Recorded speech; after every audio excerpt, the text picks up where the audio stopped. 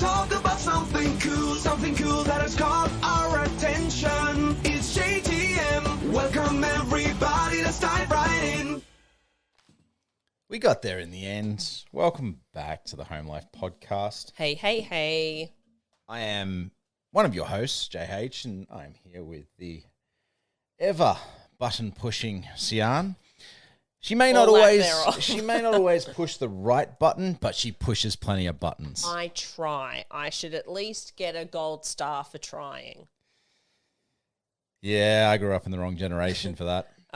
Participation, as Avalon would like to call it.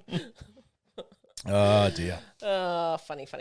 Okay, so today we're going to be talking about 2024 property predictions. We are, because it is the Tuesday after Christmas, as we're coming to you through your favorite podcast platform. So whether it's Spotify, Apple Podcasts, give us a like and subscribe. If you're enjoying this, if you've tuned in for a whole heap of episodes and you're getting a bit of value and you're enjoying it, give us a like and subscribe, a bit of love. I tell you what, it certainly gives us a little bit of a dopamine hit, and we appreciate it. If you're new, welcome. Stick around, have some fun. We certainly plan to. And hopefully, we can provide a bit of value and a little bit of insight into our real estate market here in Australia along the way. We'll give it a red hot go. Give it a red hot go. And we've got a bit of a different format actually for the next two eps, because we're focusing on 2024 property predictions. We'll start out with with the media predictions that we've come across in this particular episode, and then next episode, which will come out on about the 2nd of January, so right at the beginning of your new year, we'll give you our predictions for the property market in 2024, and hopefully it'll give you some insight into at least what we think is going to be happening. Oh my God, I just confused the hell out of myself. I was like, okay, so top 5 to discuss, yes, and then I'm like, hold on, I thought that was episode 39, so 38 wasn't making any sense as to what you were talking about, and I'm like, hold on, we're going to be coming up with... you know, I get that confusion, and to be perfectly honest, turn the page, Sian. It's exactly that type of confusion. That's the reason I created Check My House Price after the GFC. Like, how's that for a segue? Look, at the end of the day, when it comes to your property journey, the best thing that you can do is be fully informed. And the best way to do that is to actually get a report with numbered page numbers in Sian's case, so that she knows exactly where she is and what she's reading. Still get it confused. But to get a free house price report, it's got all the information, what's happening in your area, what it means for your property, so that you are fully informed to make the best possible property decisions. And the media hype and the noise and the barbecue hype, because let's be honest, we've all just been at barbecues at Christmas and that, and mum and dad and Uncle Fred and that, they've all got opinions on what's happening in the housing market. The best way to truly know what is happening is to get a free house price report from Check My House Price and to be fully informed, regardless of whether you're planning on selling, staying, buying investment property.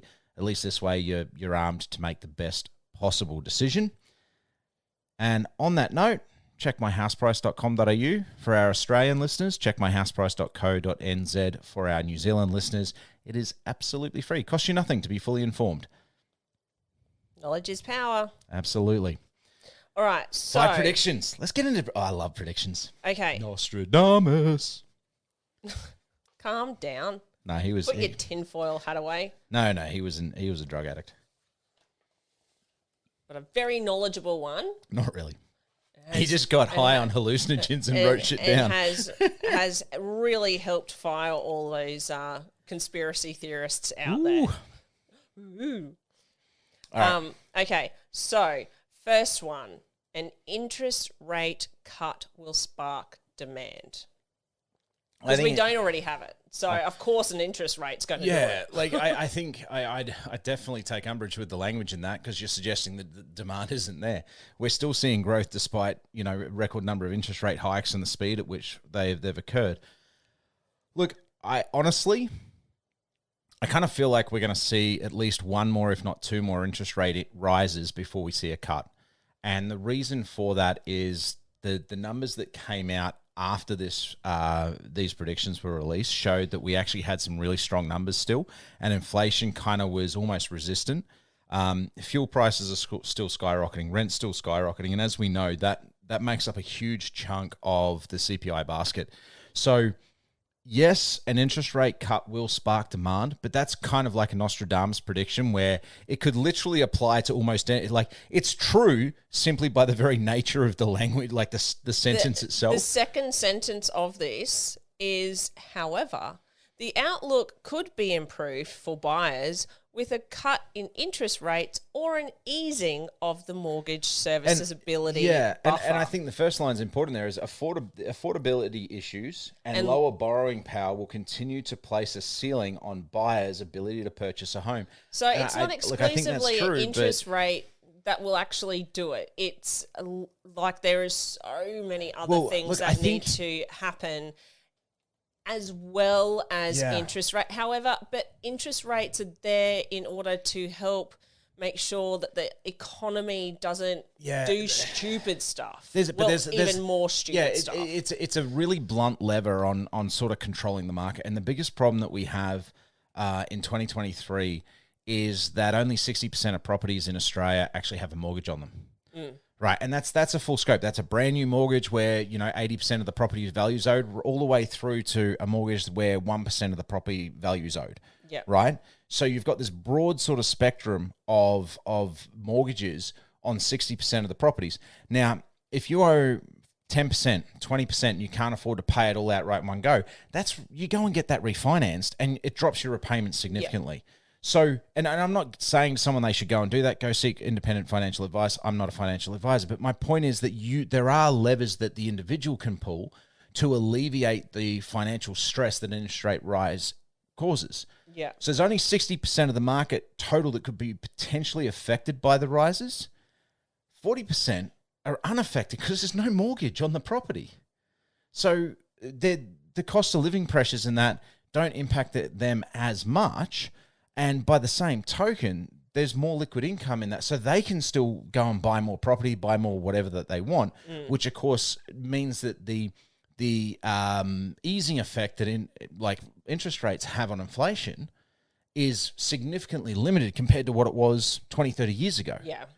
So will an interest rate cut spark demand? Absolutely it will.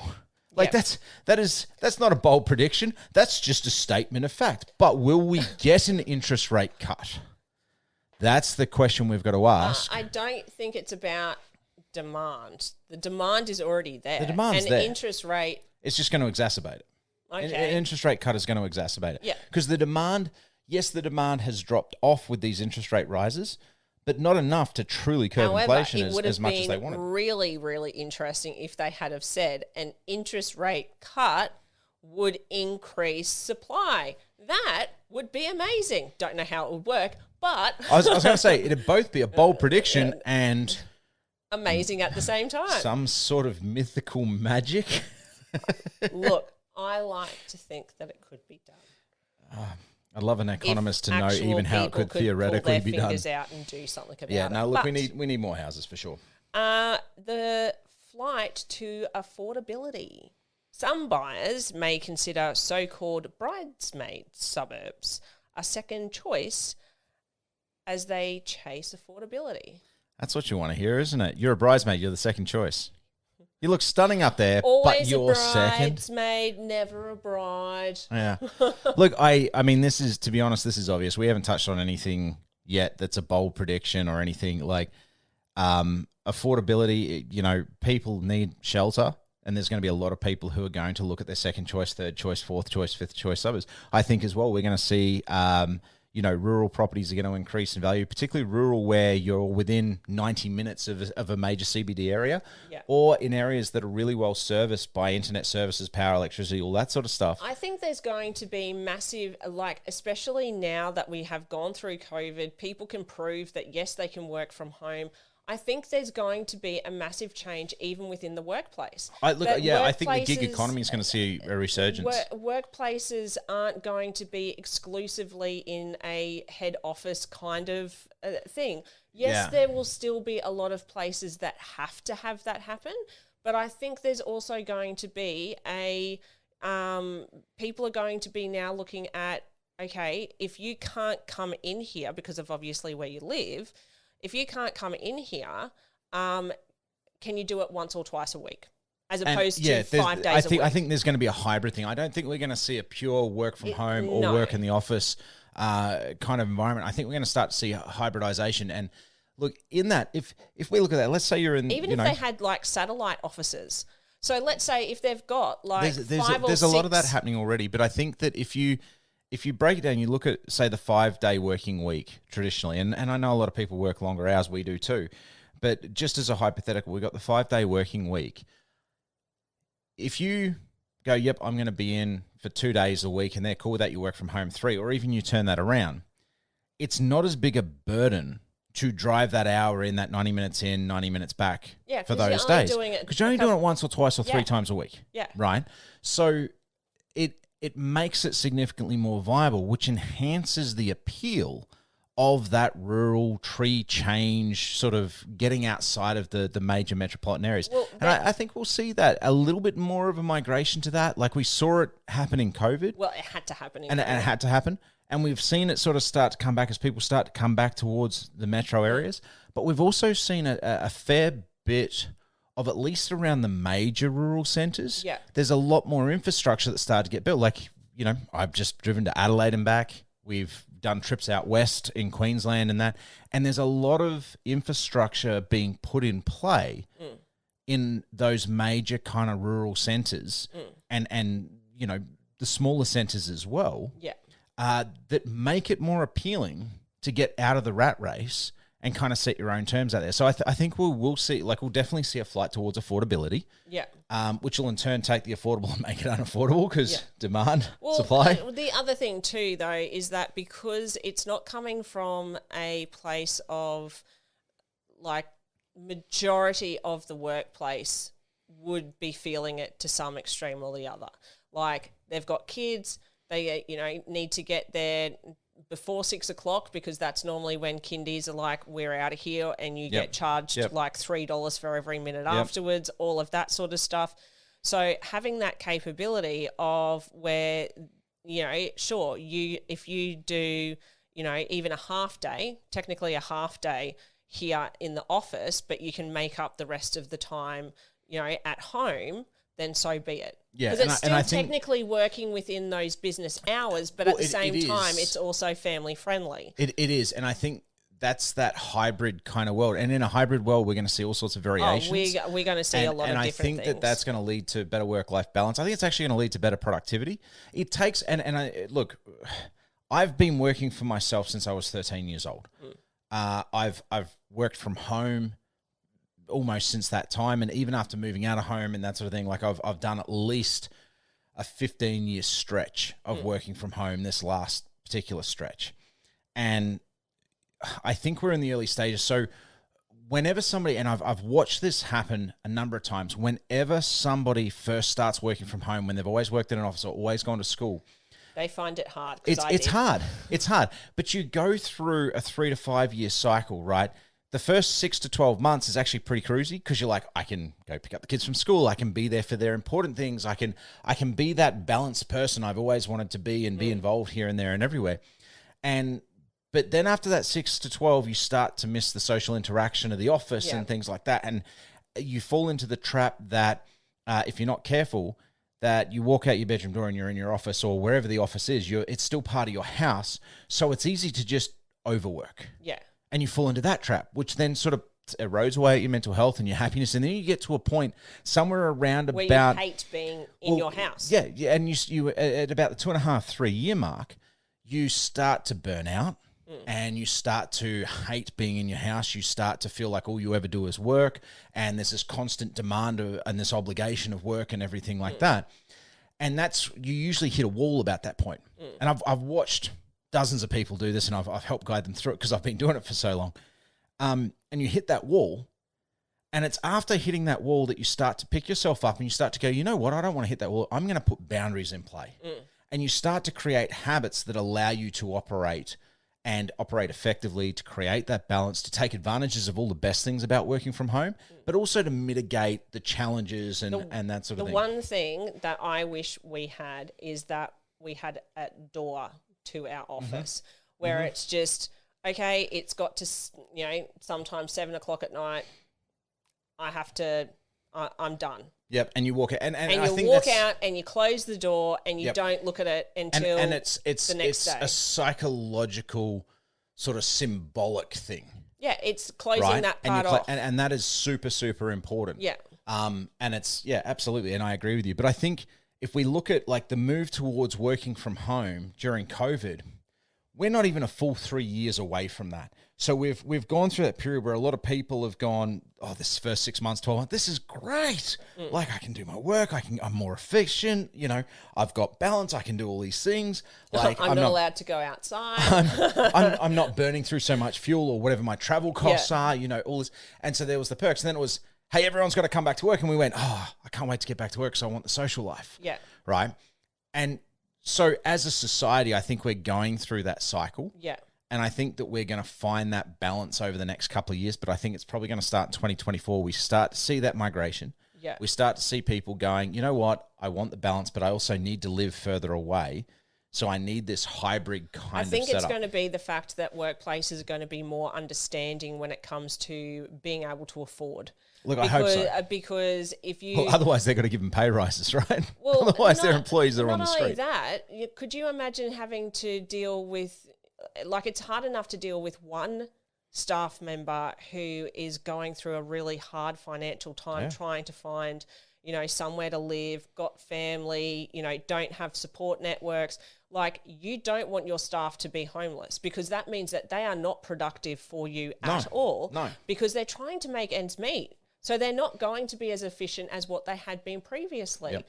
So I think a lot of workplaces are going to be looking at going, hold on, we want our staff to be top notch. We need them to be top notch. And the way that it's going to happen, and if it means that we need flexibility. to be flexible, then that's what needs to happen. And I think that's where we're going to see a bedding in of the hybrid model where it's part office time, part home time, a lot of flexibility.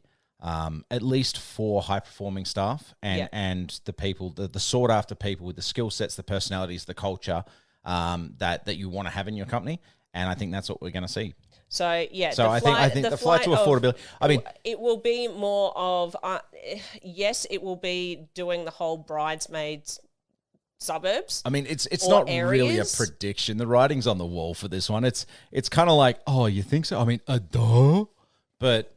This is how it's probably going to work out. I don't understand what this is. I know this one. YIMBYs Yeah. So will replace NIMBYs. NIMBYs. So what that stands for is traditionally when it's come to urban densification, and what that means is to build up rather than out, create greater density in urban areas. So more dwellings in smaller spaces. Right? People have responded traditionally in Australia going, no, not in my backyard. NIMBY, not in my backyard. Yep. Right? Well, the other And one is yes, yes, in my backyard. So there's going to be the belief that there's going to be that shift. Once I read the first towards one, that. Domain predicts a year of progressive housing and national planning reforms. So we had talked previously about the build to rent. And I'm pretty sure that there's one currently that's happening in Victoria Point, only because of the way that they've been advertising things, where it is pretty much exclusive. Well, Yep. it is exclusively. And there were six. There were six across Melbourne, Sydney, and Brisbane. Yep. Apartment buildings that had been done. Well, for these that. are townhouses. Yeah, so these ones are townhouses. Like semi-detached, because there's only two in the little things together. Yep. So it's not They're like townhouse they're all, duplex kind of hybrids. Yeah. Yep. So look, I'm looking at this. I reckon this would be one definite way of being able to deal with the population growth. Yeah. Yeah. Look, I agree with you. And I think that the way they're going to do it is they'll turn around and start declaring that properties are zoned for, high density, medium density, that sort of thing. That's what they're and saying what here. what will happen then is the people that are owning a nice big block that's just been rezoned high density, they will then sell that for a mint, and then they'll move out into bigger areas, right? Because usually too, a lot of those people, they don't need to be close anymore because look, boomers are aging. They own a lot of the property as well. But even your professionals who are in those areas, they're often sitting on houses that are incredibly expensive. and they're of a skill set that they may also get to enjoy that hybridization we were just talking about in terms of that office versus work from home. And so they may not need it, which means that they can make a lot of money by selling the property or by doing a JV or developing it to build it up, and at the same time go out and live on larger blocks with bigger houses in cheaper areas that are further out, but not so far out that they can't commute to work a couple of times a week. Yeah. So I agree with that one. I think that one's probably the boldest of the predictions to come through because traditionally Australians are not in my backyard. Yeah. And we don't like that high density. It's one of the appeals for other people from other countries is they come here and compared to other countries, we actually have pretty low density housing in our metropolitan areas. Well, given that a lot of the time that they look at it, you can look at some properties and you go, like, this is a big block. This is really good. And then when people go, that's big enough that you could put a whole other property, like house behind it. And you look at them and you're like, I'm sorry, what? Did you just swear at me? Yeah. But the big problem with it, though, which with is this definitely urban, not in my backyard. Yeah. And the big problem with this urban densification that they're starting to talk about and the national planning reform that they're starting to hint at is our roads have not been constructed and our town planning has not been constructed with high density in mind. And so if you think Sydney's traffic is bad now, if you think Melbourne's traffic is bad now, hell, if you think Brisbane's traffic is bad now, it is going to get a whole lot worse if they don't upgrade the roads at the same speed or faster than what they start building high density dwellings. Because if you there's going to be opportunities where you're going to be able to take a house and turn it into 6, 10, 20 apartments, right? So you've gone from having 5 people, maybe at most 3 cars in that property, if they're, older, like adults living with parents and that, and suddenly you're taking it to 20 to 40 cars. Yeah, well, the other thing too that's is a lot more cars on a. Look how shocking it is just within Brisbane City. Like once you get look at what's happening in the Redlands the CBD, as they're increasing the density here with the various different housing developments. That should have been done 20 years ago. And this is my point. It should have been done 20 years ago everywhere, but it hasn't been. And so our roads are going to become gridlocked in more, like an even greater fashion than what they already are. Because if they do not improve the roads, because they're too busy about the budget of things. And I get that, yes, you need to be aware of budget, but at the same time, if you're looking at this going, well, we want this to be high density within the next 40 years, right? Where's that stamp duty money going? Update stuff. Exactly. Like, if it and there's going to be a lot of people that are like, you're ripping down my home. And it's like, well, yeah, but hang on. You're selling that home at a significant profit, and if you're smart, you're JVing with the builder so that you're getting a piece of the action on every sale. Well, not only that, if you can turn around and go, all right, I'll take 2 of the apartments in there. There's all sorts of things I'm that you could be doing. still technically living here at the address. See, me personally, I'd be going out to bigger blocks and bigger houses. Yeah, and but getting out. Like I can't stand traffic. I can't stand the rat race.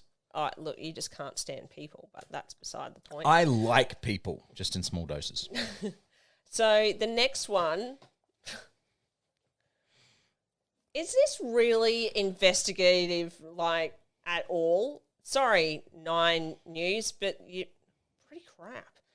Rental markets reach a tipping point. I should probably tell you, nine, and all those they do like to sue. They've got in-house lawyers. Yeah. But rental markets reach a tipping point. Like, define. really? Hang on. What's their tipping point here? Domain predicts net overseas migration to have peaked. Strong population growth looks set to remain. Normal patterns are expected to return by 2025.